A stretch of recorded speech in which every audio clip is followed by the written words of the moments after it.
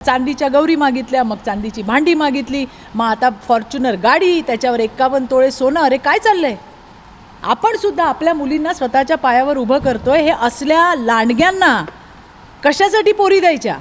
आपल्या मुली ज्या बोलतात ते तुम्ही ऐका. पालक म्हणून आपण ऐकलं पाहिजे. पोरीला त्रास होतोय, तात्काळ त्याच्यावरती काहीतरी ॲक्शन घेतली पाहिजे. पण या हैवानांना, या राक्षसांना, या हरामखोरांना शिक्षा झाल्याशिवाय आम्ही सुद्धा शांत बसणार नाही. हे देवेंद्र फडणवीसांचं राज्य आहे. आमचा देवाभाऊ हा असल्या नराधमांना, कोणी कितीही जवळचा असला, बार मांडीला मांडी लावून बसणारा असला तरी त्याला सोडणार नाही. आणि वैष्णवीचा जो हा बदला आहे तो घेतल्याशिवाय आम्ही राहणार नाही. नंतर आता एक वेगळं प्रकरण आलेलं आहे. राष्ट्रवादीचे अजितदादा, खूप मला म्हणजे ते बातमी वाचल्यावर प्रचंड वेदना झाल्या की वैष्णवीचा कशा पद्धतीने आत्महत्या नाही तर ती हत्याच आहे. तिच्या आईवडिलांच्या तिचे संपूर्ण बाईट मी आज ऐकले. कालही बातम्या चालल्या होत्या, त्यातनं माहिती घेतली. पुण्याच्या पोलिसांशी मी त्या ठिकाणी बोलले.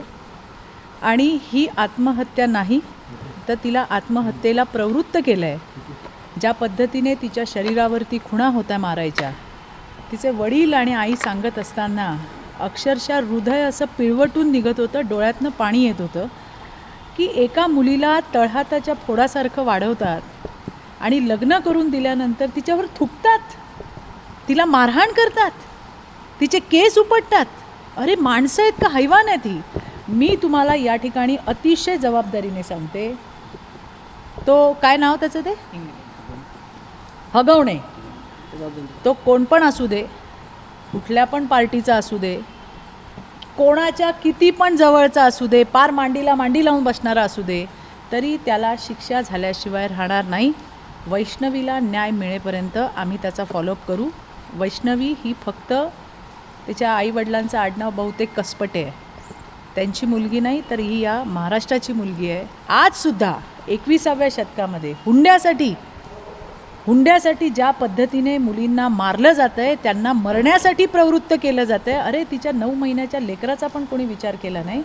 आणि त्या बाईला म्हणजे तिला ज्या पद्धतीने टॉर्चर केलं गेलं ते अतिशय अमानवीय आहे. पुणे पोलिसांशी मी बोलली आहे, DCPंशी तिथल्या, आणि त्यांनी मला सांगितलं की मुलगा स्वतः म्हणजे तिचा नवरा, वैष्णवीचा नवरा, वैष्णवीची सासू, वैष्णवीची नणंद यांना अटक केलेली आहे. तिचा सासरा म्हणजे राजेंद्र हगवणे आणि त्याचा दुसरा एक मुलगा सुशांत बहुतेक नाव आहे हगवणे, हे दोघं फरार आहे. पण मी तुम्हाला विश्वासाने आणि जबाबदारीने सांगते, लवकरच ते पकडले जातील. कुठल्याही पद्धतीची क्षमा होणार नाही. कितीही जवळचा असू दे, त्याला क्षमा नाही. हे देवेंद्र फडणवीसांचं राज्य आहे. हे महायुतीचं सरकार आहे. आणि आमचा देवाभाऊ हा असल्या नराधमांना, कोणी कितीही जवळचा असला, मी पुन्हा जबाबदारीने सांगते, पार मांडीला मांडी लावून बसणारा असला तरी त्याला सोडणार नाही. आणि वैष्णवीचा जो हा बदला आहे तो घेतल्याशिवाय आम्ही राहणार नाही. आज आमच्या एका मुलीसोबत असं झालं आहे, राज्यातल्या आईवडिलांनाही मला कळकळून सांगायचं आहे, अरे हे हैवान लोक आहेत. आपल्याला पहिल्याच वेळेला कळलं कशा पद्धतीने सोन्याच्या गौरी मागितल्या, चांदीच्या गौरी मागितल्या, मग चांदीची भांडी मागितली, मग आता फॉर्च्युनर गाडी, त्याच्यावर 51 तोळे सोनं. अरे काय चाललंय? आपण सुद्धा आपल्या मुलींना स्वतःच्या पायावर उभं करतोय. हे असल्या लांडग्यांना कशासाठी पोरी द्यायच्या? आणि ती येऊन सांगत होती प्रत्येक वेळेला, म्हणजे तिच्या बाबांचं मी बघितलं की मी बोलू नाही शकलो.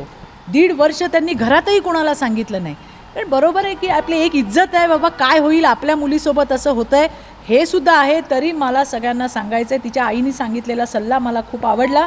आपल्या मुली ज्या बोलतात ते तुम्ही ऐका. पालक म्हणून आपण ऐकलं पाहिजे. पोरीला त्रास होतोय, तात्काळ त्याच्यावरती काहीतरी ॲक्शन घेतली पाहिजे. पण या हैवानांना, या राक्षसांना, या हरामखोरांना शिक्षा झाल्याशिवाय आम्ही सुद्धा शांत बसणार नाही.